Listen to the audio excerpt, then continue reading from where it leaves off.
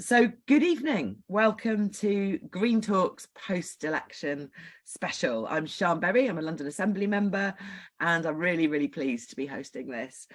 We've come together today to discuss the Green Party's local election results last week and take a deep dive into the wins, the breakthroughs, the challenges, and of course, what this means for our future campaigns. Now, in a moment, I'll introduce you to the panelists, but first, let's go through a few bits of housekeeping. This event will be split into, first of all, a panel discussion until about 6:30, and then a long section for Q&As. You can put your questions into the Q&A box, and then when you see our questions there, you can vote for the ones that you want to see answered. Then the questions with the most votes go to the top, and those are the ones I will ask the panelists. So get suggesting your questions, ask for clarifications, anything you like from the panelists, or just views on new things, and vote for the ones that you most want to be answered. If you've got any technical questions, put those into the chat and our moderators will answer you as quickly as they possibly can. Right, let's start. I'm joined today by three fantastic panelists. First of all, as always, we have Chris Williams, the Green Party's head of elections. He'll be starting our presentations in a moment. But I've also got two special guests from outside the party. I've got Dr. Sofia Collignon, who is a lecturer in comparative politics at Queen Mary University of London. Welcome, Sofia. And also I've got Aaron Bastani with me, who is the co-founder of Novara Media and follows the Green Party more closely than most political commentators do, genuinely pays attention. I'm sure he'll have lots of insights for us later on.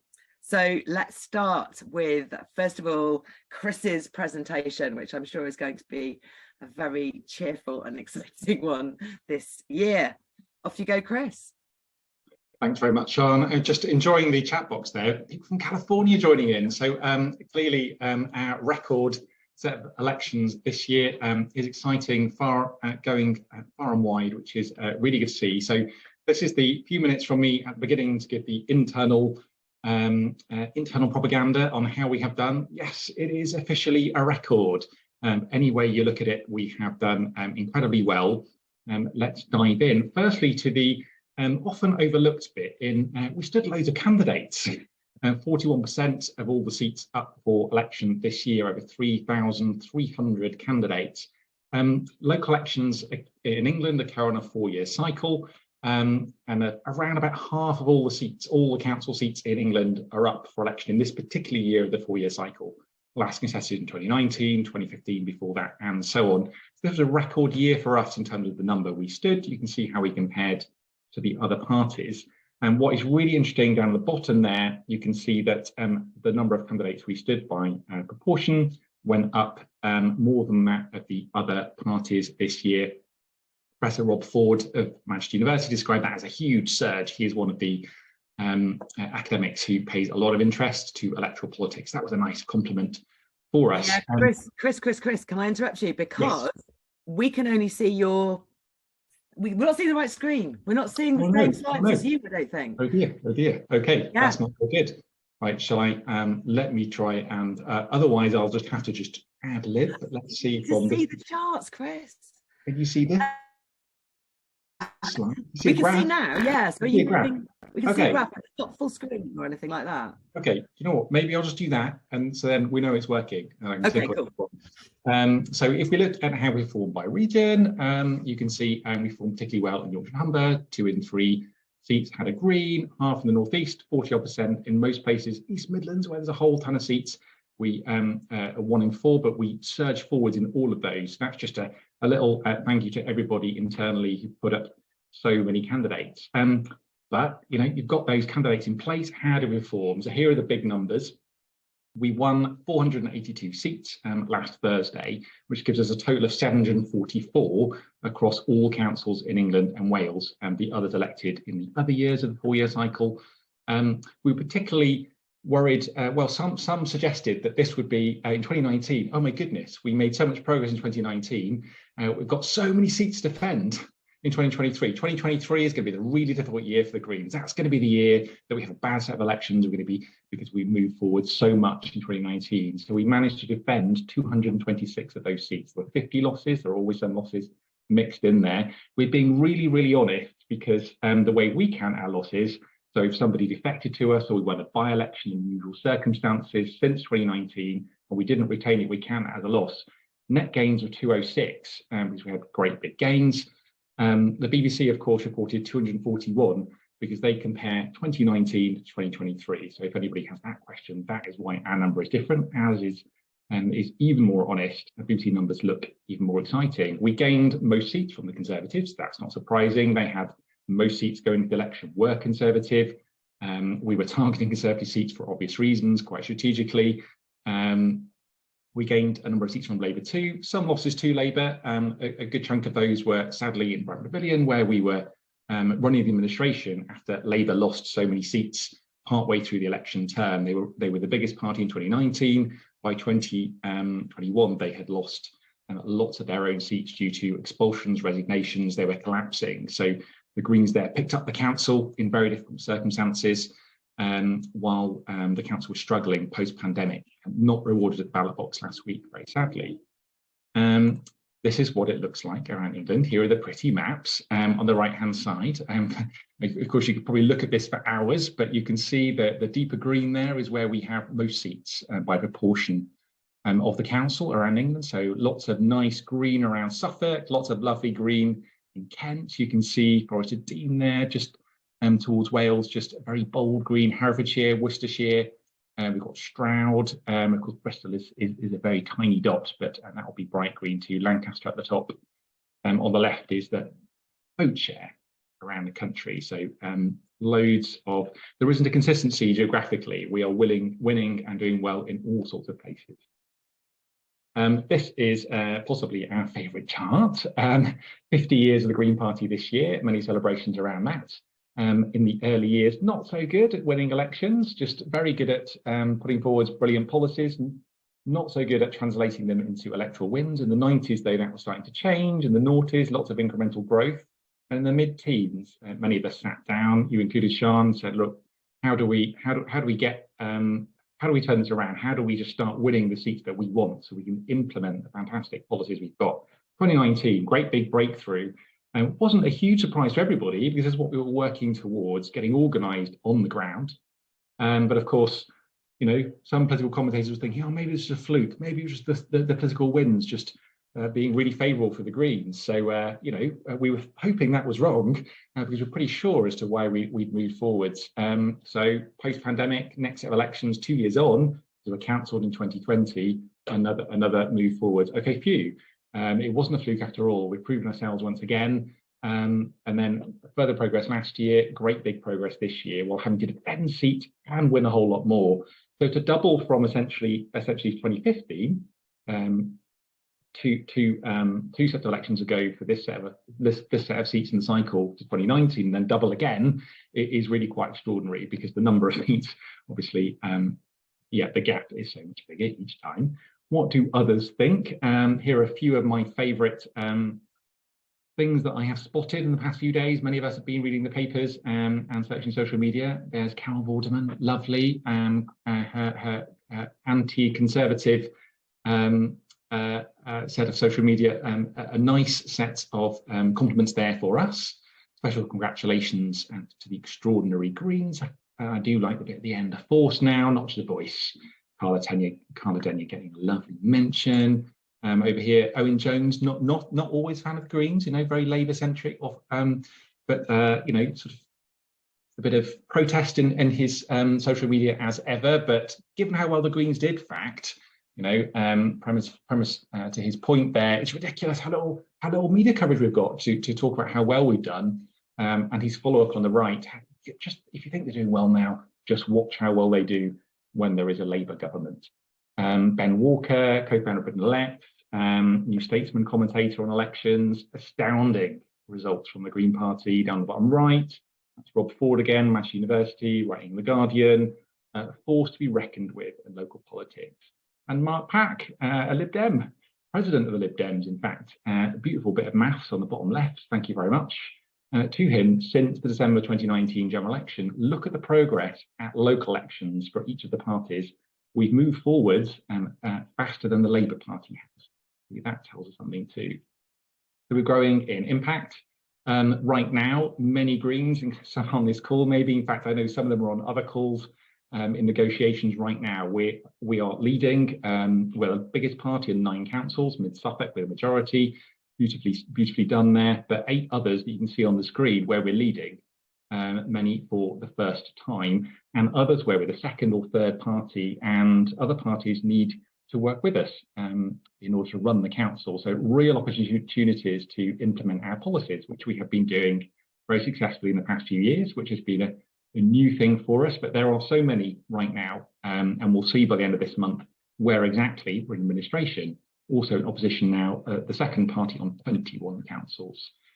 So moving towards the end, why has this happened? Sort of many of the same reasons as before.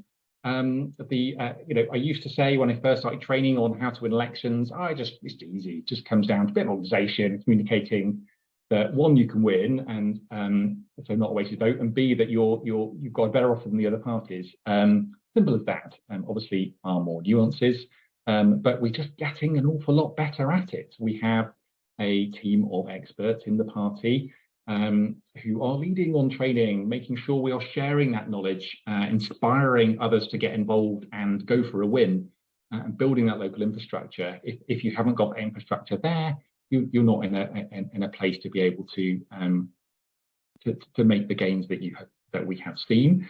If we don't stop, if we stop learning, if we don't keep on sharing our learning, we don't evolve, and we are evolving and improving our strategies and our organisation and the way we communicate all the time. We are reaching the vast majority of campaigns. There's still a few places where we haven't managed to reach, and those, unfortunately, tended to be places we didn't do so well, but not always the case. We've got great resources out there for people, and the culture of standing to win is snowballing. Greens have confidence that if I campaign, I am going to win, because the Green Party is good at winning. It is going to help me. I know others have done this too. I want to do what that council next door to me has done, or that those people set up 2 years ago. Look at what they've achieved. So many of those places this year breaking through. Some limiting factors for us too, learning how to defend when we're administration, because that's a new event for us. And of course, finances are so different for us. They do limit our progress.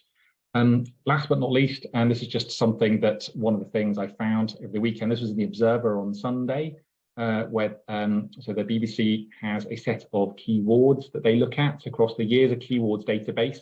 So a sort of balanced sample of wards around the country. There are so many of them, and they just look at the trends over the years, sort of roughly demographically balanced. And if you look at wards, you've split up wards around the country based on the number of graduates, and they remarked there's an interesting trend in where there's the highest levels of graduates. So in the over 35% of people having a degree in wards, there was actually a reduction in the Labour vote from 2022 to 2023, and there's a bit of Keir Starmer effect going on there. Greens were gaining across all, in every group, but particularly so in the areas with most graduates, which is an interesting observation, because if we look at Bristol Central, one of our target constituencies for the next general election, that is a constituency with the highest level of graduates in the country. So I will just stop there and look forward to listening to others. Brilliant, thank you, Chris. Full of analysis as usual. I'm sure there are lots of questions springing up from that. I'm going to hand over straight away to Sofia for your views on how you think the Greens have done this time round, and any analysis you have of the results that are coming in and all the data that you've seen. Great, thank you very much. I'm very happy that Chris presented before me, because I think my analysis nicely talks to his points. So I would like to make 3 points on my presentation. The first one is that when women stand, they win. I would like to talk a little bit about what happened in Brighton and Hove that might not be totally unexpected. And my third point is about how to capitalize the popularity of the Green Party right now. For the insights that I'm going to offer today, I will use data from the Democracy Club, from an original survey among the population that we conducted in January, and also as part of a project that I have. And also, I'm going to offer highlights of 2 waves of a survey of Green Party members that we conducted a while ago. But actually, I think findings are relevant to explain some of the things that we are observing now. So my first point is that when women win, when women stand, they win. And I think it's great that, so of course, this comes from data from the Democracy Club. And we need to bear in mind that because the election is still very recent, the data is still very patchy. However, I can say that while the Greens contested 41% of the seats, which is great, it's almost half of the seats, and that's a fantastic number. And 41% of candidates were women, so it's also a very high proportion of women candidates. And we also see that about 1% of the candidates are non-binary or gender non-conforming. So that also speaks about the diversity of the candidates presented by the Green Party. And it's worth highlighting that when women stand for the Greens, they win, because we see that 40% of women standing actually won the seat.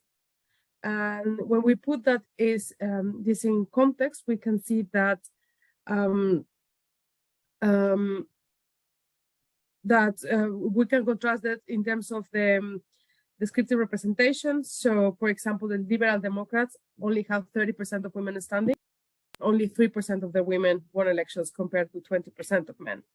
However, what we can see as well in this moment is that in the Green Party, when more men are standing for elections, we see that they are still behind. So women are now this time very successful candidates. My second point is that about what happened in Brighton and how this might not be totally unexpected. So what we might be observing in Brighton is really the incumbency effects. So the general dissatisfaction in politics that are now very obvious in the UK and have been coming up in a lot of different surveys. And the fact that we are experiencing the cost of life crisis, the climate emergency, and that might be something that we tend to think might benefit the Greens, because the Greens, for the policies that they advocate. However, the frustration that people are feeling might be discharged in the incumbent. And what we can see sometimes is that it's actually not a reward or a penalty for how well they are doing or how much they have accomplished their promises, but also the fact that we want something different because of the frustration of the problems that we are experiencing. And however, we have some reasons to be optimistic. And that talks about the Chris's point about how to defend the incumbent, or, how to defend the Greens that are in administration. The first thing is that using data from 2 surveys of the Green Party members, we find that the support from the Greens is always challenged when one of the big parties come closer to the policy. So we saw that during the time of Jeremy Corbyn, Green Party members might have also gone to support Labour, and that has diluted a lot of the support. However, what we see right now is that maybe with Keir Starmer, what we can see is that the Labour Party is going further away, like going back to the center, and again, there is a vacuum on the left. So we might see that more people might be rejoining or joining the Greens, and that will help as well to activate people on the ground and to have more coordination in the next campaign. So I think actually this is something to look forward to. And my third point is that the Green Party is popular right now, but then how to capitalize. We ran a survey among the population in January, and we asked them how much they like the Green Party. And we can say that the Green Party is super popular. Actually, people gave the Greens an average of 4.5 in a scale that goes from 0 to 10. So that's actually pretty good. Again, it's not more than 50, but that's expected. And it's not more than 5, but that's expected. But just to put this into context, Labour had a mean of 4.3, the Lib Dems 4, and the Conservatives only 3.6. So we can say that the Green Party is very much liked and enjoy a very good and positive public opinion. However, this popularity might not be translated very easily into votes, as we ask them as well what are the intention to vote. And we find that only 5.1% of respondents say that they will vote Green, even if they like Greens a lot, which is puzzling. So the question here is, why is this the case? And what we find is that they are what I find is that they are different characteristics that might be explaining public positive opinion towards the Green Party, but they are different from the characteristics that explain actually voting for the Greens. So the first thing is that we find that, for example, the young and the retired and those concerned from the environment are more likely to vote for Green. However, we also, in the case of liking the Greens, we can see that it's actually women and the socially progressive and people concerned about the environment. So we can see this this difference between what might be driving popularity of the party that might be also reflecting in the success in local elections. But the challenge is how to capitalize into that and actually look into people that will be more likely to actually cast a vote in the general election. And I think this is a challenge, but also this offers insights of where exactly to look into for areas of opportunity. So this highlights the challenges to translate current popularity into seats in parliament. But also I think it's important to recognize the diversity, not only among candidates, but also the diversity of supporters of the Green Party that we are having right now. And actually, I think that this is something to capitalize and that offer very good prospects for the future in the next general election. Okay, brilliant. Well, there's loads of things to think about there. Thank you so much for that. And fascinating about the success rate of women candidates compared across different parties. I've never seen that done before. So yeah, I think that's one for us to dig into a bit more, and I'm sure there'll be questions.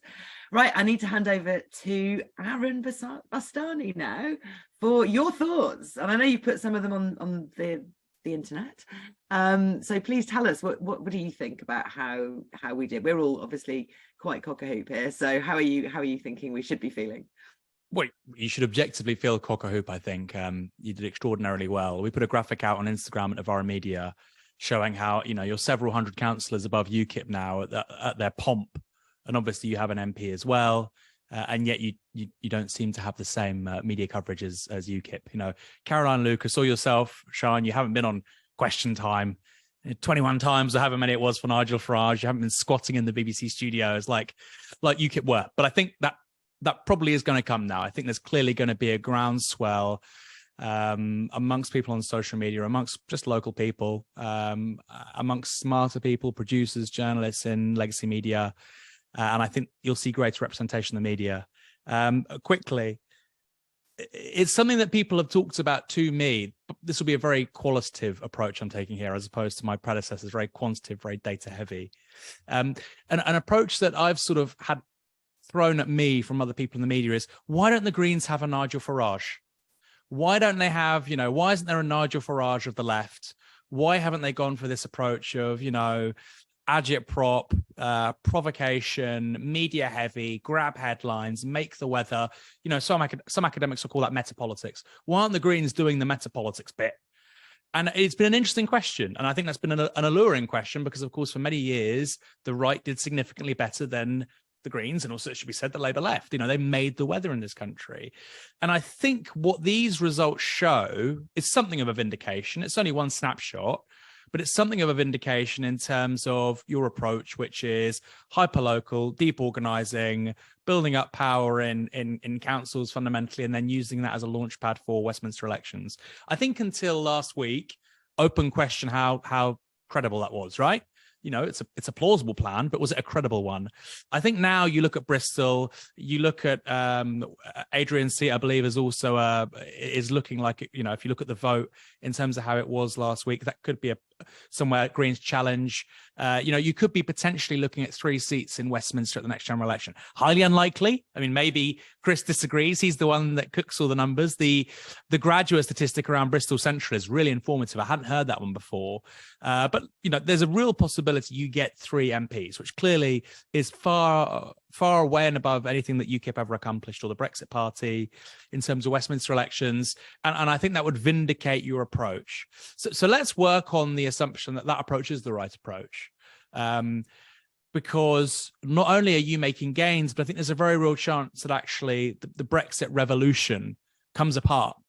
And I'm not suggesting, I'm not one of these rejoiners. I'm sure there's many on the call. I don't think that's wise politics, but we can park that. I think campaigning for rejoining the single market is a separate thing.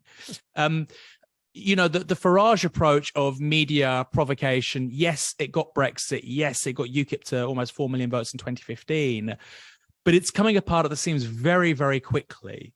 And, you know, they, you know, if we're looking for historical analogies here, you know, it may be that UKIP are something of the Roundheads of the 21st century. You know, Cromwell and his Lord Protector, he seizes power, but then we get the restoration not long after. And when I look at Sunak and I look at Starmer, it does feel like something of a restoration.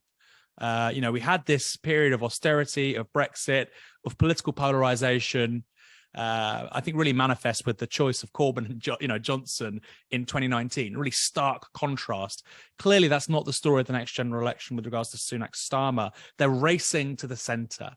So I think that's positive for you, and I think it underscores the fact that perhaps that Brexit revolution isn't going to endure. So I think let's say that your approach is praiseworthy and credible. Secondly, I think, and I'm sure many of the people on this call are thinking in these terms, I think the Greens now have to map out what they want to do strategically under a Labour government or a Labour-led government after 2024, because I think the opportunities for Greens after 2024 could be extraordinary, even with one MP, but ideally you'd have more than that, obviously. You'd have two, like I said, maybe three.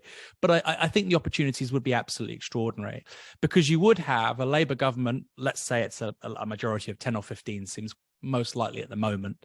You would have a Labour government coming in with record levels of apathy and ambivalence, frankly. And you would have somebody, Keir Starmer, who isn't particularly enamored with the idea of solving problems.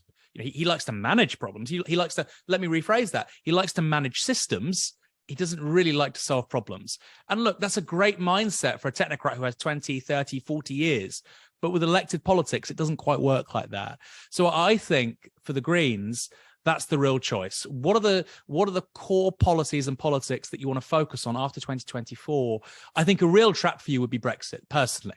I think trying to say, we would overturn Brexit, I think would be a massive trap. And I think it would really stop you breaking through in seats where, you know, otherwise you could do.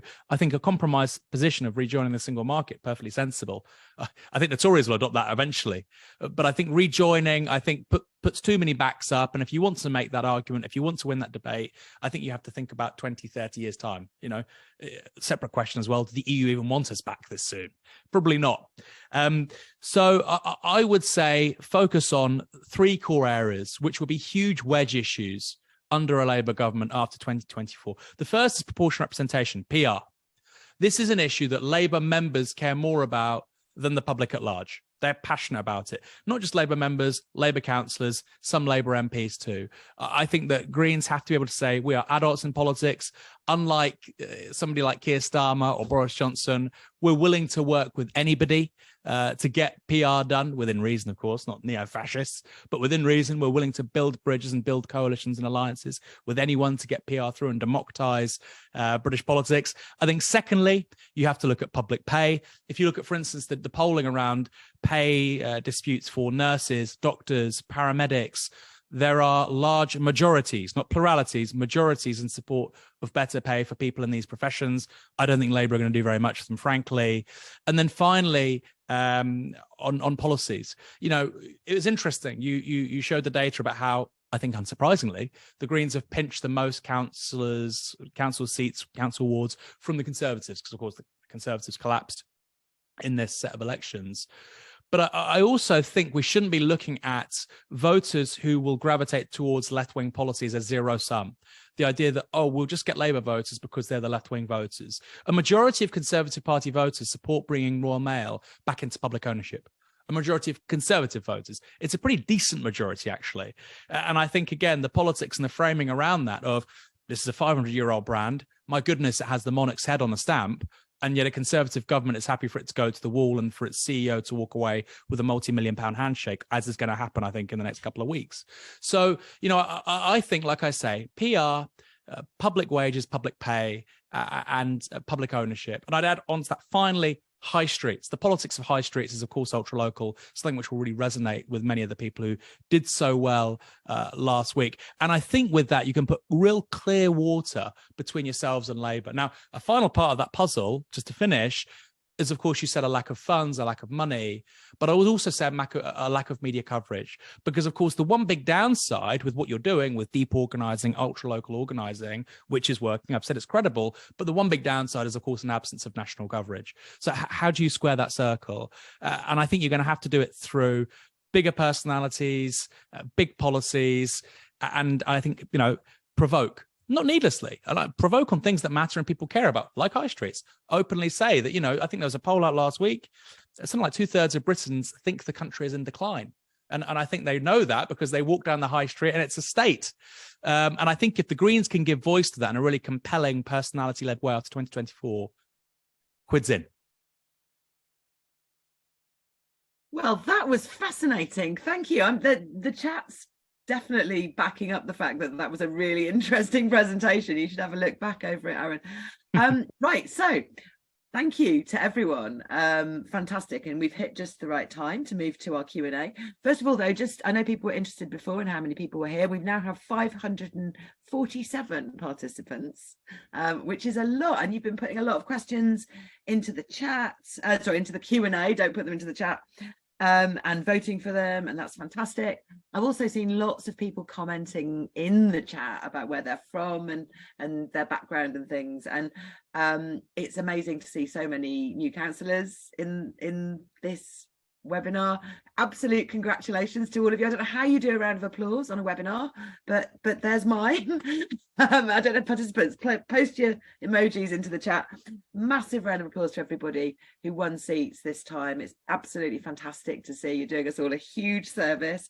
But I also want to say commiserations to people who didn't win, particularly people who didn't quite win, because I've been there. My first council election, I didn't win by less than 40 votes, and I was gutted about this because you've got to wait 4 more years, and a lot of the elections this time you have to wait 4 more years to have another go, and you just think the whole time you'll think it's your fault you didn't go down one more street or one more thing. It's not your fault. Things are often that close, and we won 2 seats in that ward the next time. And I got elected after 3 goes of trying to win a council seat, because I did try at a different seat the time after. These are all things that are meant to happen. Don't beat yourselves up. You did amazing, and all the close races, my absolute heart goes out to you. Right, questions. It's time to go to questions, and there's a clear winner in the Q&A voting, which I'm now going to flick back up to, and I think it's a question that's on all our minds. I'm going to go to Chris first, and then if the other panelists want to join in, you can. It's from Jake Welsh. It's been voted for 44 times, and we all have this on our minds. Should the Brighton and Hove results worry us in terms of holding Caroline Lucas's general election seat? Now, Chris, I'm sure you'll be here to tell us that we've never ever taken Brighton and Hove for granted. It doesn't change an awful lot about how we treat our work there, but what do you think in terms of analysis of this result? Yeah, I mean, you're quite right. It's been our 1 MP seat. We've won it 4 times, and Caroline's majority has been growing every single time from 1,200 votes to about 20,000 votes, which is quite something. That's because we've never taken it for granted. We've never been complacent there. Caroline is hugely popular. We've also got a very sophisticated electorate in Brighton and Hove. They have a history of voting differently at local elections and general elections. We've seen Caroline's majority just grow in that constituency, but when it comes to local elections, there has been quite a lot of cycling over the years. The Tories have run it, Greens have run it, Labour run it, Greens have run it, Labour run it at the council level.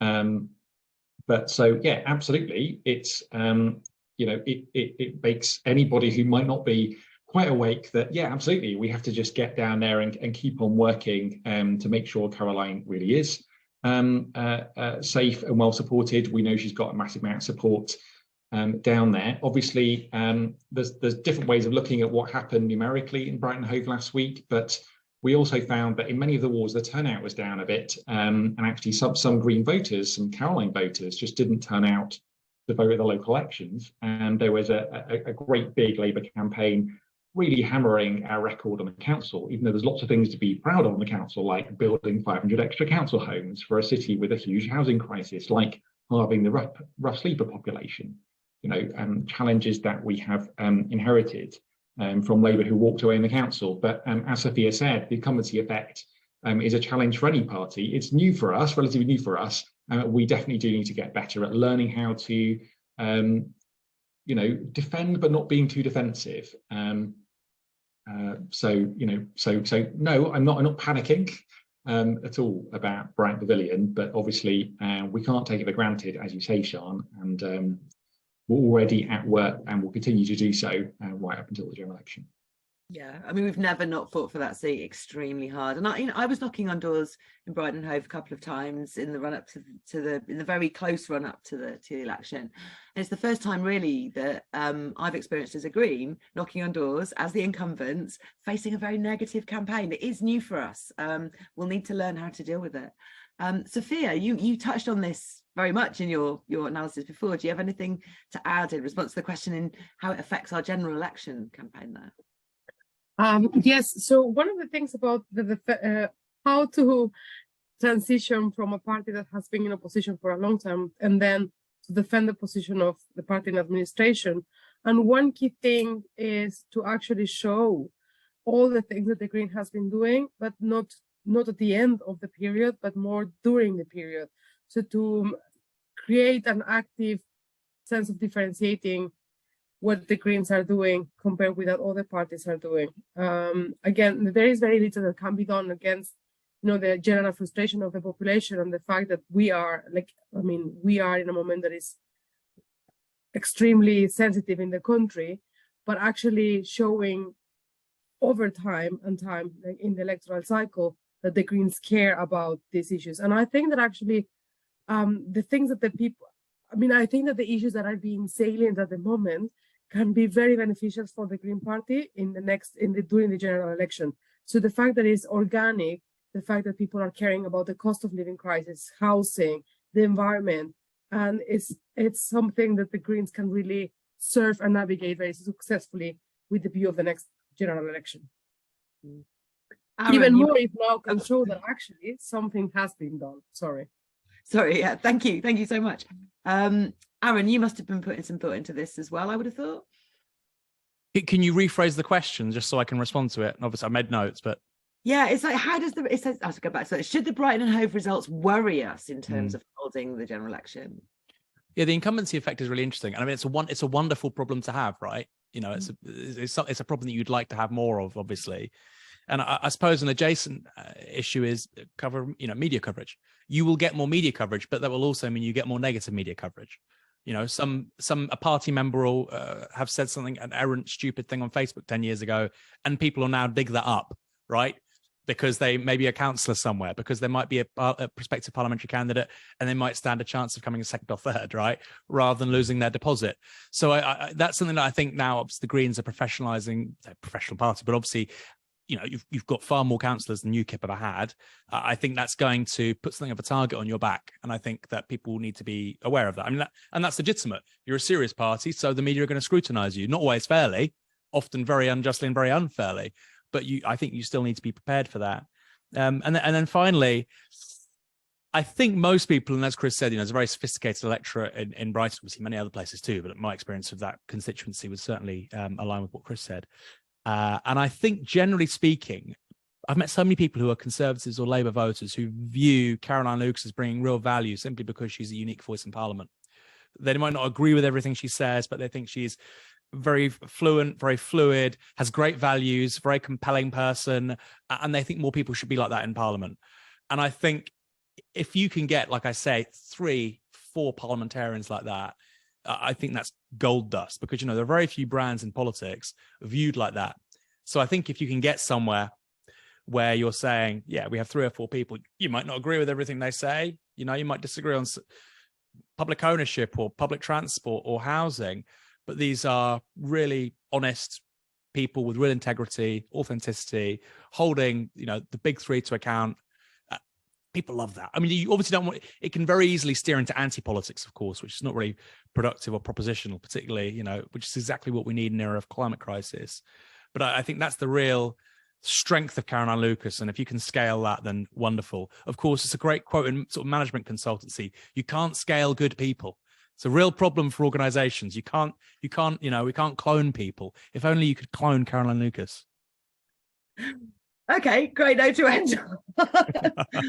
I think what you said earlier about the Labour government and having a strategy for that, I think also in the election, we need to demonstrate to people the value of having Greens in a Labour administration. And we've got loads of examples of that around the country, of the value we do when there's a Labour administration, and also our, you know, the influence we have on Sadiq Khan and City Hall. So there's lots to think about there. Really, really interesting.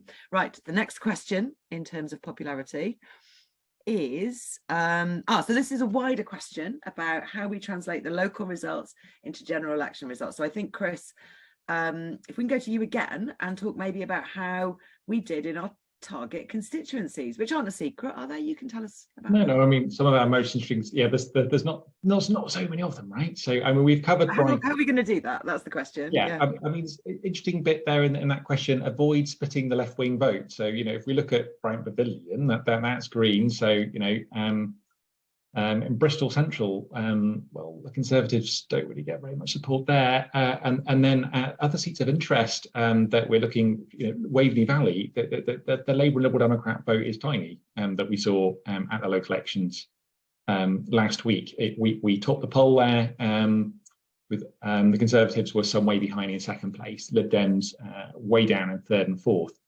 So I think avoiding splitting the left wing vote, there's nothing that we're doing there. Herefordshire, another important place for us, kind of neck and neck with the Tories in North Herefordshire. Again, it's us as the challengers to the Tories. And also saying, well, you know, the Labour Party is not really left wing right now, is it? So which left wing parties are attracting the votes? You know, it isn't Labour. You know, what we have shown at these elections is that we can take votes from all the parties and we can beat the Conservatives. We took a lot of votes from the Conservatives. People have asked me since, is it because the Lib Dems and Labour voters united behind you in those Tory seats? Yes, that happened to a degree. People also switched from the Conservatives in those seats. We won votes from all the parties, and we need to be doing that in the general election in the way Aaron has said. So yeah, there's a lot of deep organising, as Aaron said, and we need the right messaging both nationally and locally. Aaron has mentioned a lot of things that are already high on our list. I think somebody in the very busy chat box also mentioned housing. There's a whole lost generation, you know, sort of under 50s, where they feel which political party has ever done anything for me. You know, it's quite dangerous for democracy. There's a massive number of disillusioned people They just want a fairer society. They want people to take environmental issues seriously. They just want a bit of decency back into politics, and that's something that we can offer. So with all those things together, I think we can win more seats, and we can ask the other parties not to split the left wing. Excellent. I'll go to Aaron next, because I know you pay attention to us, but I think the fact that there's a chance that we might win more seats in Parliament and that we've actually got the local election votes to prove it now came as a surprise to a lot of people. Is that how you read it? Oh, you're on mute. Sorry. So don't worry. You missed totally. So there was some, I'm sure some people have seen this on Twitter. There were like these random pollsters, you know, a week or two out from the local elections, and they were saying that the Greens wouldn't pick up any councillors, which was just a bizarre thing to say. I don't know what model they were using. Picking up what Chris said at the start, obviously 2019 was such a great baseline. I suppose that was what it was. But it still struck me as particularly strange given, you know, recent years. I wrote an article, people can check this out who are watching or, you know, live or later on. I wrote an article about Carla Denyer, and, you know, she does just, you know, constantly, she does stand a chance of winning the new constituency in Bristol. She just does. I don't know the number of councillors who agree now. I think in the new constituency, it'll be 17 of 20, something like this. Maybe Chris can correct me, but it's a really high number. So, you know, you just have to sort of be smart. I think, well, in 2015, of course, it was Bristol West. Then I think Labour beats the Greens by about 5,000 votes. You've got more favourable boundaries this time. You've built up your base locally. As Chris said, you've got the highest concentration of graduates in the country. That's what I didn't know. You know, it looks like it's really on as a race. And I think, for instance, that's one way of capturing media attention. The idea that Thangam Debonair, who has a majority right now of, say, 30,000, the idea that the Greens want to get her, that's implausible, unthinkable. And I think, you know, if you said that 6 months ago, or I said it a year ago, and people just sort of laugh at you, go, you're being ridiculous. I think now that's not necessarily the case. So this idea of on an individual level, giant killings, I think is something which could really, you know, the electorate don't care generally, but I think that captures the imagination of the lobby and political journalists for sure. Okay, fantastic. Sophia, have you looked at our target constituencies? Do you know what we're talking about? Yes. But I will not enter into any specific details of a particular constituency.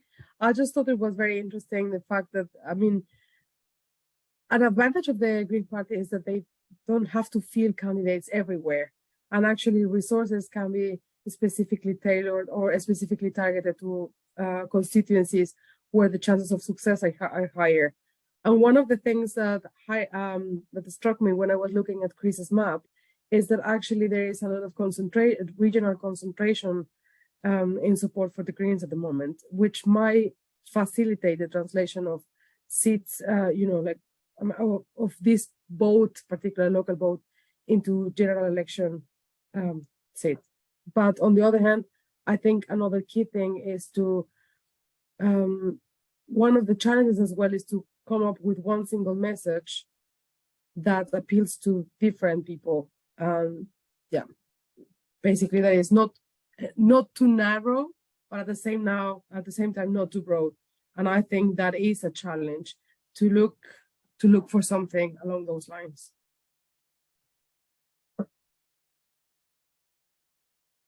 Fantastic. Right, I'm moving on to the next questions now. There's a really interesting question by Mark Wally in here, which is one of the highest voted ones. It says, how can we, oh, hang on, it's just jumped. So it's because you've answered it, one disappeared. How can we explain the media's lack of interest, considering the Green Party's electoral success compared with other political parties who have in recent memory been less successful, but more media attention successful? Now that, I think, is a question about UKIP. It is something that you talked about, Aaron. I wonder if you want to start on that. Like, how do we explain this? Is it what you said before, that we've gone under the radar into, I think you described it as deep organising? And do we have to behave like gits, as someone in the chat said, in order to overcome it? Well, I don't think that's necessarily the case. You know, lots of people who liked Nigel Farage obviously don't think he's a git. You know, that he had an appealing message to a certain subsection of the population. I think he's become more unpopular over time.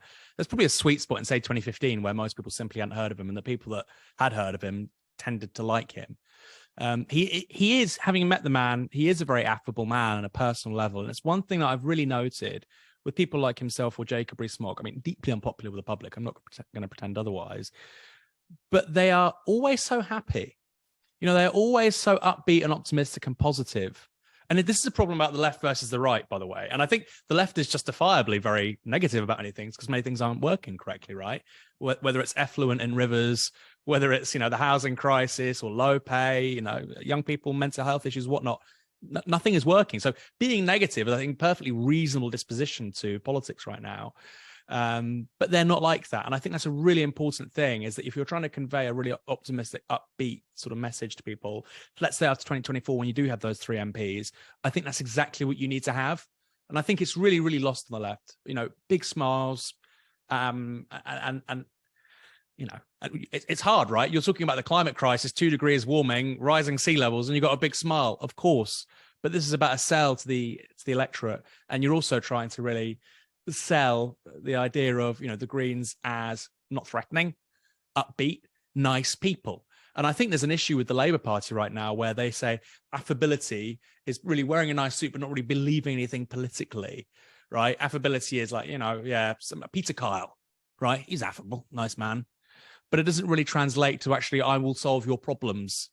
And I think if you can do that, I mean, I think that's magic, right? I can't really think of many political characters out there. Even something like Bernie Sanders is a bit sort of cantankerous. But I think that's what UKIP really managed to do, was a huge, I said meta-politics earlier on, somebody said mega-politics, no, meta-politics. They had this massive, incredible meta-political message, which is leaving the European Union will solve everything. And they said it with real finesse. They repeated it and repeated it and repeated it. And they did it in a way which was positive and optimistic and engaging. That's the challenge for Greens. And I think that's the challenge for the left more broadly, by the way. You know, I think obviously Corbyn and McDonnell also dramatically failed in that regard. Okay, I'll take that. Affability plus problem solving, and be cheerful the entire time, even when talking about really sad things. Okay, we'll do our best. We'll do our best. Anything to add to that, Sophia? Because obviously, if you think about UKIP, you just think about men, and you've talked about how a lot of our people are women. Can we be affable? Is that a thing you can apply to women? Let's see what you think. Well, it's interesting because the research is contradictory on that front. On the one hand, well, women pay the double the price, it's double the jeopardy. So on the one hand, if it's too affable, then we are going to be criticized because too soft. If it goes too hard, then it's because we don't smile, right? I mean, it's always going to be something along those lines. However, I think that we have found that they are examples of a good balance in politics. And I think that that again, like any political figure, specifically women as well, need to align what they think with what they act. And if those two things align with what the electorate want, there is actually a message that is convincing. And I think in this case, actually, the issues that are being important for the population in general are issues that are very well tackled by women. And when we can play to women's advantage during a campaign. And again, I agree with Aaron that it's about saying things up front and not to hide things, because the media also goes into the media cycle and they have their own media logic. And in a mixed system like the system in the UK, with something is private, sometimes like some other outlets are public, it's key to also offer something that is sellable. So I will not use the word affable, but more the word of efficient, in the sense of knowing exactly what the campaign message is and keeping on message and actually play to what is in our in the women's candidates' advantage. Thank you. That was really interesting. Chris, I hate to ask you this because you'll just give away our strategy, I guess. But have you got anything to add in terms of winning more media coverage? Like, what are we doing about it? Because it's just, we had lots during the election. You know, we saw Carla and Adrian and Zach on the TV all of the time because they were required to have us on because of balance. And since then, last few days, it's gone. Even Sunday was really, really quiet. What can we do in between elections to get our people? We've heard some great things here, which won't repeat. I know colleagues spend an awful lot of time on this very question. I mean, a couple of things I might add. You know, that there is some of the media here is regulated because we're in the UK, not the US. And you know, the BBC, for example, you know, they bend over backwards sometimes. Flip around a few times in their desperation to try and be impartial, and they have guidelines from Ofcom that they seek to follow, sometimes rather well and sometimes just miss. A lot of the guidelines, they're a bit fluffy, sort of must give consideration to, or must give some proportionate coverage to the Greens compared to the other parties in these situations. You know, and what does proportionate mean? What does give consideration to mean? You know, the other parties, certainly when it comes to general elections, I know they have staff that are there just counting the seconds that their parties are on TV, because they you know, so they can go back to the BBC to argue. We don't have that kind of resource, but maybe we need some nice, smiley, affable or otherwise people to be sitting in front of some BBC colleagues to say, look, you know, at the very least, can we start with you guys, please? Obviously, not every media outlet falls into that category, but they are accountable to the licence fee payers, which includes us, and they have guidelines to be following. And I'm not quite sure they are. And given the growth that we're having, perhaps it is time to be having those nice conversations once again, as well as all the other things, having great stories, lots of human interest stories, a bit of provocation, as you said earlier on, Aaron, to try and get some of that coverage, not the outrageous stuff that UKIP would come up with, but yeah, things that will capture the headlines. Very good. Right, now the next most popular question is a very interesting one. It's right back to the local elections. So we're with our local election wrap-up programme, as it were. So that's a good one to start with. The question is, I'll just find out who it was, remind myself of who it was from. It is from Ben Hyde. And the question is, did the tactical voting sites play a big part in the results? Who's got a view on that? It's the first time I've seen local election tactical voting guidance. I didn't have a local election this year, so I didn't try it out for my postcode. I should have probably gone and invented some postcodes around the country. I don't know what kind of advice it was even giving, but did it make a difference? Can I jump in on that one? Yeah. So I mean, of course, again, like coming up with clear data about tactical voting is very difficult at this stage. But something that we know is that because local elections tend to be seen as second-order elections, I mean, there is less power involved, it's more local, again, like it's constrained or limited where, there is less risk. And normally they are elections where we observe less tactical voting and much more voting for parties that people actually like. And this is linked to what I was presenting before. Like people might express a very positive view about the Greens and might be more willing to cast a ballot for the Greens in local elections than they will do in general elections. And I will say that actually we see less tactical voting in local elections. So this might be an election that actually reflects much, much better what people really think about the Greens.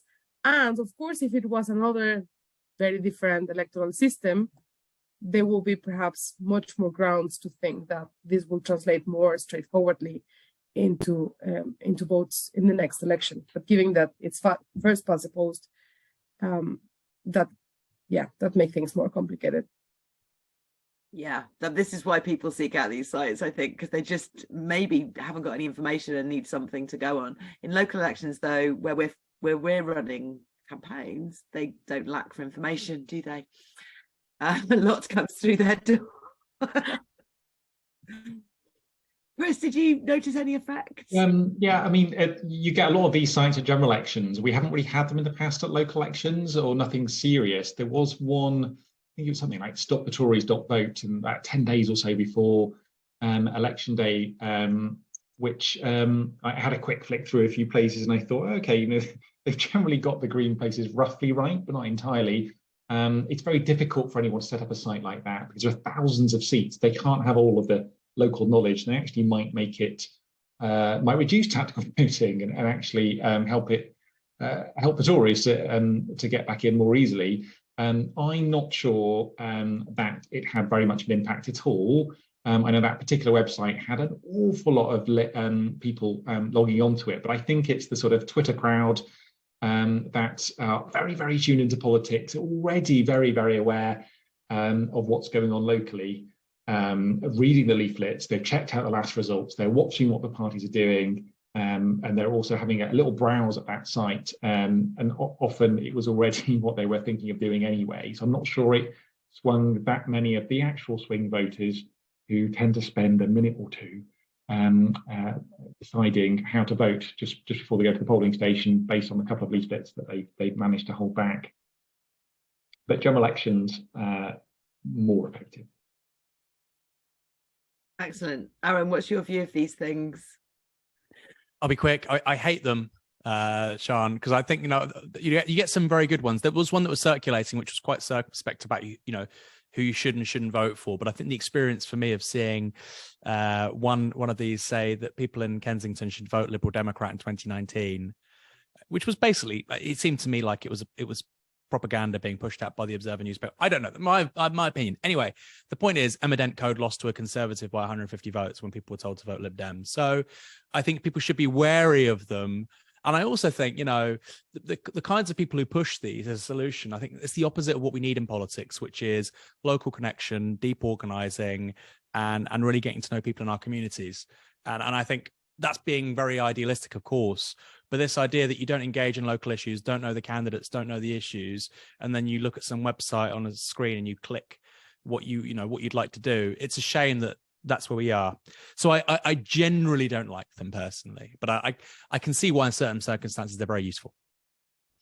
Yeah, in the chat I can see that people are coming up with some examples of where they didn't give the right advice, which may have caused some problems here and there. So yeah, very interesting.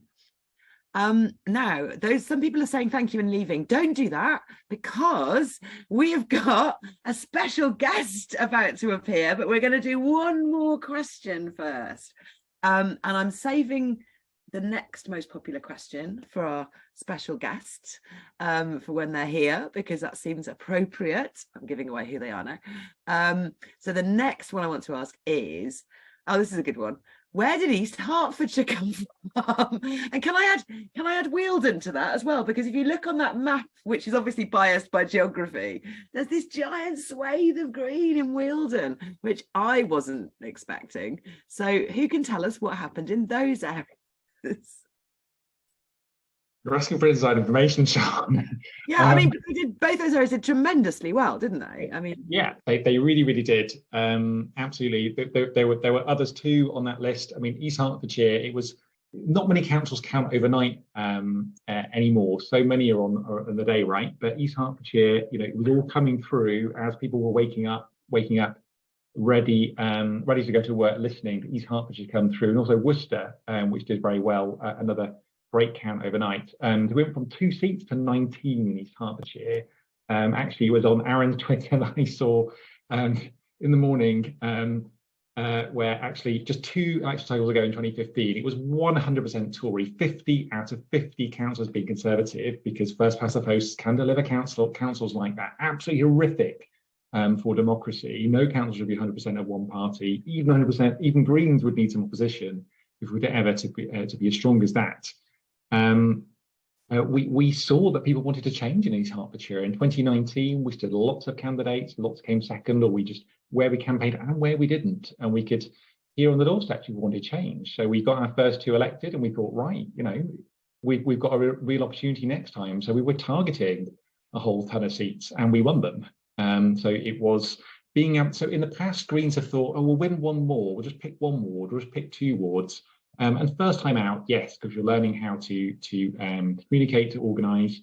And this around, we thought, right, just go for it, because the planet's burning, so to speak, in inverted commas, and people can't wait for Greens. So let's put ourselves out there and see what happens. Where there is ambition, good organising, good messaging is what happens. Wealden, Lewis, Baber, East Suffolk. East Suffolk had a breakthrough last time. Now they're the biggest party. There's lots of examples like that. Forest of Dean, just to shout out for my part of the world as well. That's extraordinarily green now. I mean, I know they're nice big wards, but still, wow, that's amazing. Excellent. Anyone from the rest of the panel have any insights into the unexpected? Because I mean, I'm an expert in lots of ways, and I'm still like, wow, who knew we were going to win that many seats? And the way that the Lewis campaign's taken from so many Tories to none, I think, is also just really, really impressive. They must be feeling really. How are the Tories feeling? Does anyone know? Who knows how the Tories are feeling about the fact that they have got some councils they must have really taken for granted, where they now don't have any representation at all?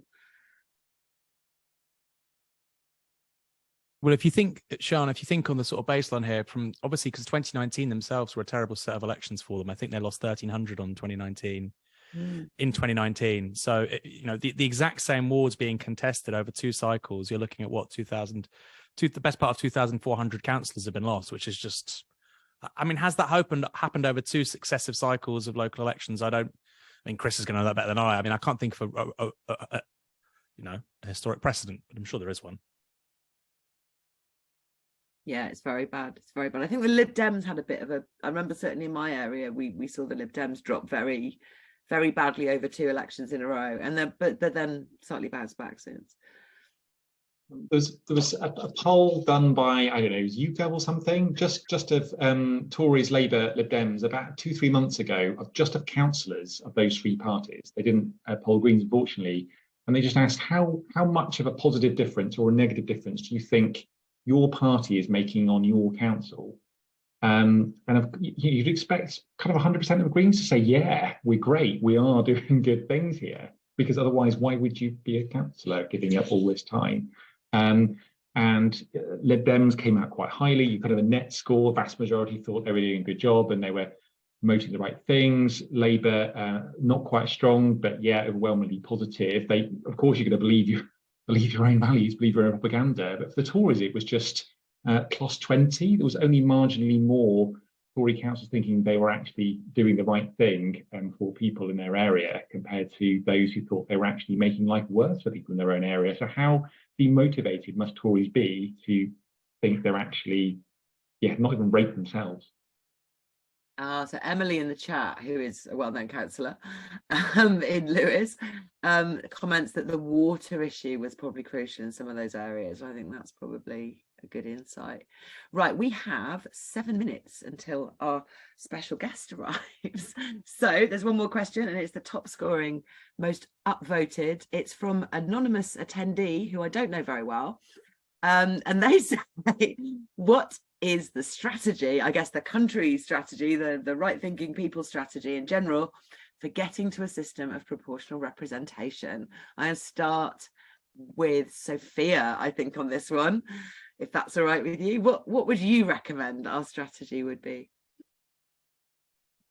Well, I will say that the best strategy is to also highlight what the Greens are doing once they are in the places where they are in, now we have Mid-Suffolk, that can be a great case to highlight. So actually showing the things that can be done is crucial. So the fact that the party has transitioned effectively from a young party, perhaps before, to a party that is 50 years old, according to what Chris just showed us, and also that has transitioned from mainly a party in opposition to a party that can effectively counterbalance other parties, I think is key. So highlighting the maturity of the party will be a key recommendation. Yeah, so stopping people being scared of having people holding the balance in those kinds of situations is crucial, I think. I'm used to that in the Assembly. That's when we have PR in the Assembly, and no one has a majority, but people find that a problem in lots of other areas. Chris. The many things that can be done, but it would be incredibly helpful if we had a hung parliament next time around, whereby we do not have a supporter in Keir Starmer. His own members, whatever voice they have, not as strong as they deserve, and even some of the unions are obviously on the other side of the fence there. And maybe that was a negotiating tactic. If there is a hung parliament, the Lib Dems, the Greens, the SNP all need to be ready to be having those negotiations, those conversations. And I think the conversations need to be happening now, so that if there is a hung parliament, as some predicted, based on just extrapolating from the local elections this week, and I know that's hard to predict general election results, but nevertheless, if we are in that situation, then that is a key opportunity to make that the red line. Otherwise, nobody worked with Labour kind of situation. One thing that Labour have said is that they would want to transform the House of Lords voting system. No mention of maybe conveniently, maybe that is their sort of get out clause for their members, for their conference motion, which requested the Labour Party bring in sort of PR. Maybe that's just the B version of PR that they can, just for one of the 2 houses, and that in itself will be progress. Or maybe they'll bring it in for local elections. There's the chipping away in that way, and we should do a shout out for the mass lobby of Parliament later this month. I've got the link right now in the chat box if people want to join in and lobby their MP on exactly this topic. Excellent. Thank you, Chris. That was very constructive. Aaron, so wish for a hung parliament and hope for and be ready for it, so that there isn't the horrible 10 days that we had after the last hung parliament, where everything was very confusing, and show how holding the balance of power and working together in mature politics makes a difference. What do you suggest, Aaron? Yeah, I mean, it's happened twice already since 2010. We had the hung parliament 2010, and then of course in 2017. So we've had these should have been moments where we had a groundswell in support of proportional representation. There was immense leverage for a party that was offering proportional representation, and it didn't happen. So I think I would take nothing for granted, but it's absolutely right to say that the ideal conditions, it seems to me, for getting proportional representation would be a Labour minority government, where they were literally dependent upon, say, confidence and supply from Liberal Democrats, Greens and SNP members. I think that would be the ideal set of circumstances. If you have a small Labour majority, still possible, but a little bit different. I suppose the question is, would you want it to go through a referendum or not? And of course, we had a referendum on, electoral reform in, I think, 2011 on the AB system. And of course, it was awful, because it's very easy to be against something, or it's very easy to be against change. But when you're proposing something like PR, well, is it alternative vote? Is it additional member system? Is it single transferable vote? Is it a closed list? All of these things. So I think that's the first thing. I think that people who want PR need to convert, and that's broadly happened. I think broadly, most people I speak to support additional member system. They need to converge around a propositional politics here. What would we like to replace first past the post with? I would say you've also got another recent example of political opportunism, which is the People's Vote campaign. You had a Labour leader, Jeremy Corbyn, who was going to accept Brexit. And you have what basically became a de facto fourth political party at Westminster, should be said with millions of pounds, which managed to change the political position on the biggest issue of the day on the opposition party. Now, you can agree or disagree with that. It was an immensely successful campaign. And I think that goes to show just how powerful campaigning could be under the right conditions.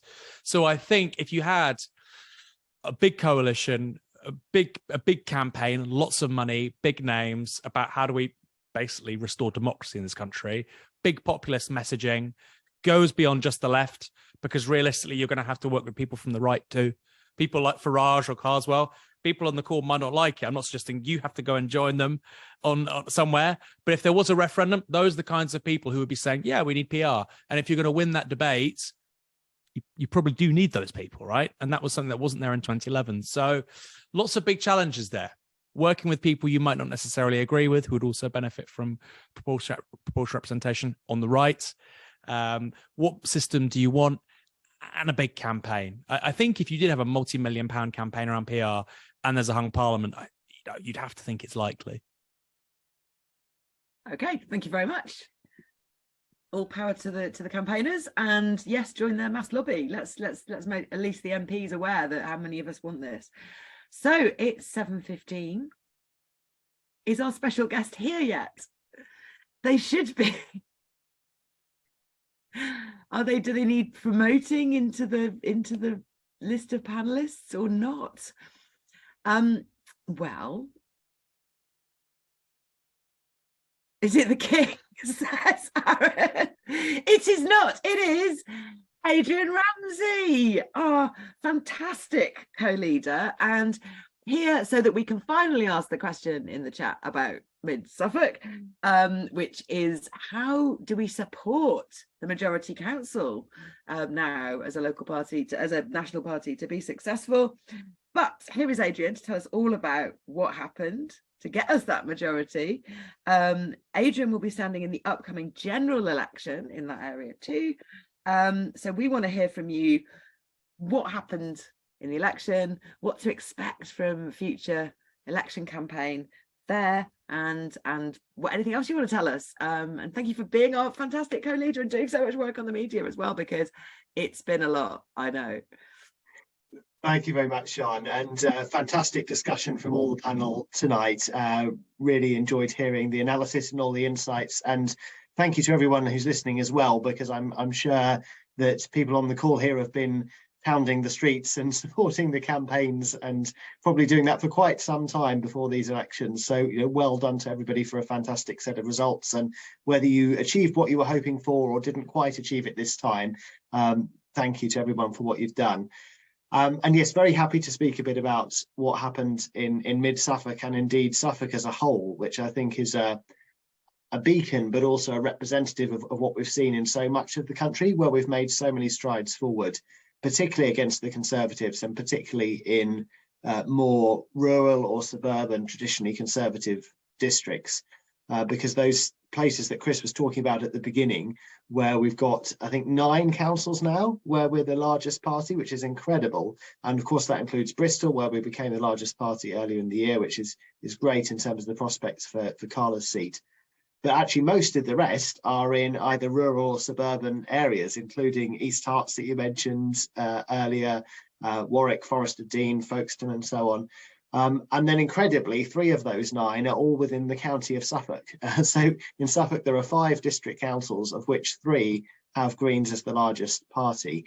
And we had been really pushing Mid-Suffolk for some time. We'd been quietly confident of a majority, but to get a majority comfortably, as we did, and to become the largest party on 2 neighbouring councils as well, was, you know, a huge testament to the work of the local team over such a long period of time, and how I think we've really struck a chord with people in Suffolk and so many of those other districts where we've done well around the country in terms of how we're communicating the Green values.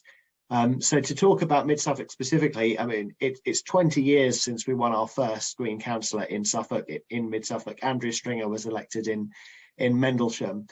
I remember the Green Party member of staff who was working that night getting the call in. You probably remember Sian as well, and Andrew saying, "Oh, we've won in Mendlesham," and I don't think the staff member had heard where Mendlesham was, but everybody's heard about Mid-Suffolk now. And there are local elections every 4 years in Mid-Suffolk, as some people on the call will have. So even though it's 20 years, it means that's only been a handful of times that we've had district council elections in that period. And the local team has increased the number of Greens each time in a row. And that's a very clear sign that despite the very annoying questions we still get from the regional media of, is this a protest vote? It is very clearly a positive vote of confidence for Greens who work so hard in their community, who've got a track record of representing people, but also people wanting real action on the environment. And there was a great article on the BBC website, I think just yesterday, about why did Greens win in Mid-Suffolk, and the vox pops that were on there, to me, really showed very clearly why we've done so well. It was people of all ages and backgrounds saying, you know, Greens really care about the area and want to make a difference for the area and have a great track record, and we want to see real practical action on climate and on the local environment. And I think they're thinking about that in a very local, practical sense, but also in a more global sense, and people seeing that voting Green is a really practical way to contribute to that difference and have councils that can make an impact and can empower their communities to be beacons for environmental action. The Guardian, when they came up and covered the Mid-Suffolk campaign last week, their headline was that there's a quiet revolution happening in East Anglia. So it's, you know, the revolution's maybe quieter and the tone is slightly different in a more rural, slightly traditionally conservative area, but it is nonetheless us presenting a really positive vision for a fairer, greener future that people are supporting positively. And so, you know, the fantastic work that all of our councillors have done in Mid-Suffolk, across the county, and as I say, that's representative of what's happening more broadly. It, I think, really shows what can be done. So, you know, amazing work. I think we struck a chord with people on the practical policies we were putting forward on the issues that matter to people, whether that's getting access to affordable housing, protecting and restoring local services, quality environment, protecting green spaces. These things really resonate with people, and they could see the distinctive policies that we have.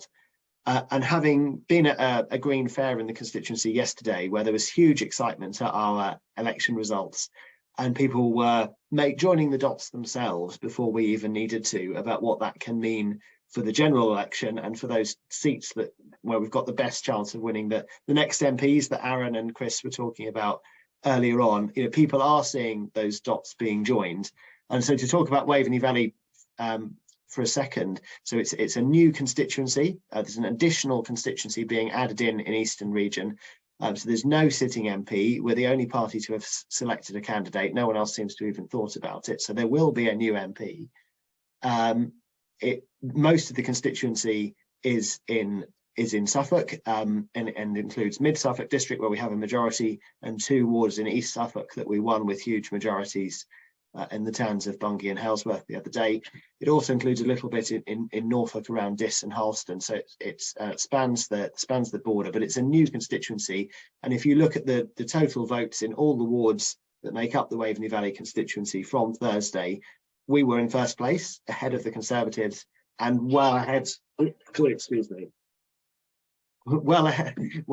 of Labour and the Lib Dems, who are just virtually absent from campaigning in the constituency as they are in so many rural areas. And it's where we can show that we're the main challenger to the Conservatives, as we can in Waveney Valley, as I think we'll be able to do in North Herefordshire, another really interesting seat for us. That makes such a big difference. You know, just like in Bristol, where we'll be able to show we're the main challenger to Labour, and people just don't need to worry about the Conservatives there. So that message of credibility, I think, makes such a big difference. And it's now about building that momentum behind the general election campaigns, isn't it? We've got the journalists have noticed. I think certainly people who are following local politics have noticed. I think our members are noticing that we've had these huge successes, and we now need to turn that into the donations, the knocking on doors, the delivering leaflets in these seats. And, you know, we've talked about the voting system we've got today. We all want to see a fairer voting system, but this is the voting system we have for the next general election. And the logical consequence of that is we need to put all of our effort into those seats where we've got the best chance. That's how we won Dyson Helium in the first place. This is very embarrassing. Going on. We if we can encourage members to come and help in those seats where we've got our best prospects of winning those next set of MPs, then for all the reasons that Aaron gives and Chris gives, you know, that's what's going to make a real difference to the political landscape in terms of the impact that those MPs can have and how it influences the whole political debate. So yeah, still on a high really from everything we've achieved all around the country, and you know, particularly in Suffolk, and huge prospects for what that can mean for the general election campaign to come. Thank you, Adrian. Amazing. I'm just going to say thank you to Aaron though, because also he has to just go in a moment to do a tally thing. Did you have a quick question to leave Adrian with, Aaron, before you leave? Not at all. I think I probably have to come and see Adrian and see what's going on in the quiet revolution of Suffolk. Yeah. Come and see. Yeah, I'd love to. Thank you for all your insights. That's been really, really helpful today. And yeah, we're really, really pleased to have you. And then you're going to go off in a minute, aren't you? Thank you very much. Best of luck. Thank you. Right. So, Sophia, do you have a question for Adrian before we say goodbye to you and as well in a few minutes? So it is great to meet you, and I don't have any particular question at the moment. Great. All right. Well, Adrian, I have a question from the chat, which is, again, a serious one, actually, because we started off this meeting talking about, you know, the question of like Greens not being used to incumbency in terms of having to defend a record. And when you face a negative campaign, how does that go? We know the council. It's very crucial. I think the question is from Jack Eade. It's crucial that is a successful council. How are we going to support them as a national party with you know, I mean, I know they'll get support because they are now the council, but how are we going to make sure that they have all the support they need from us as a party? Yeah, really good question, and I'm sure that my colleagues who will now be forming the administration in Mid-Suffolk will have their own ideas on that. I know they're closely in contact with the Association of Green Councillors, from whom they will be able to gain good insights and advice from those other places where we have been leading the administration or continue to do so, albeit that in other cases it's mainly been with other parties, or certainly it's always been without a majority. But yes, I think that that having that focus on how we support with the advice and the tactics in terms of dealing with that incumbency factor that was talked about. I know there's a huge desire, obviously, that we want to use the position on the council to have the biggest impact we possibly can for the community and for really strong environmental projects that we can be promoting. But then it's about showcasing the impact that we're having, and also that, you know, there are limits to council's powers as well. So being clear what more we would want to do with the national influence that we're seeking to have as well. So they're just a few ideas, but it certainly needs to be closely on the radar of the party at a national level as to how we support not just Mid-Suffolk, but all those places where we will be, particularly where we're leading the administration and anywhere where we're part of them. And I know that's, you know, that is a key priority for lots of us working in the party nationally and lots of staff. But yeah, we will need to get out the message very strongly about all the achievements that we make, and just try and preempt whatever smear campaigns may be coming at us further down the line. Yes, I mean, you know, it's progress to be facing those, in my opinion. Adrian, thank you so much. You've been it's great to have you here. Really pleased to see you. You know, all the work that you've been doing on the media. I saw you on election night when the results were just coming in, and you looked so pleased. It was fantastic. It was really good to see. You know, to see, we were given advice earlier to be cheerful. You could not have been more cheerful. Well, very easy to be with such strong results. Yeah, definitely kept me going with the slightly shorter sleep than normal. Okay, brilliant. I need to wrap up. So thank you to Sophia, Chris, Aaron, who's now gone, unfortunately, all the panelists. You've been brilliant. Thanks to everyone who joined us online. If you're not currently a member, I know a lot of people are here, please join us. If you're not quite ready to be a member, there is a way to be a green friend. You can give us a monthly contribution, help us strengthen the green movement, or donate to us just as a one-off. Everything that you do to support us as a friend or a member makes a massive difference to help the party grow, to help us make the difference that Adrian's been talking about in local councils, and to help, you know, keep these results going. It's only healthy for the country to have a strong Green Party. There are, if you are a member already, there are many chances to help out on our doorsteps. Now, if you're close to any of the following places, there are action days coming up and links appearing in the chat from the moderators. In Bristol, obviously, there's regular action days around the general election. They've got a big one coming up that we'd like you to all join. Stroud have a by-election, West Devon have a by-election, St Albans have a very winnable by-election, and in my borough of Camden we have a by-election on the 1st of June, and we'd love to see you joining us. And there's a WhatsApp group that you can join to find out when our action days are going to be. So please come and help us on the doorsteps. It's not a good idea to suddenly cease knocking on doors after the elections. It's a really good idea to keep doing it on a regular basis, just to keep your practice up. Certainly I enjoy between election door knocking, and I enjoy by-election door knocking an awful lot. So come and join me in Camden, and go to Bristol and see Carla, and go to these winnable places as well. Have we got the lists? Have we got the links coming into the chat? I don't want to wrap up until they actually appeared. Here we go. Oh no, hang on. They are there. They are coming, yeah? Yeah, they're there. Okay, brilliant. If anyone else who's in the participants wants to post any other links to promote things, here we go. Yes, that's brilliant. Have a few moments. But we are going to wrap up now. It is 7:30 on the dot. That was tremendously well produced by the team in the Green Party. Thanks to our moderators, everybody who's been here. It's been really exciting, and it's just been so great to watch another amazing set of green results come in. I hope we can keep it up for years and years and years to come, and I definitely think we will, with Adrian and Chris having to run the party.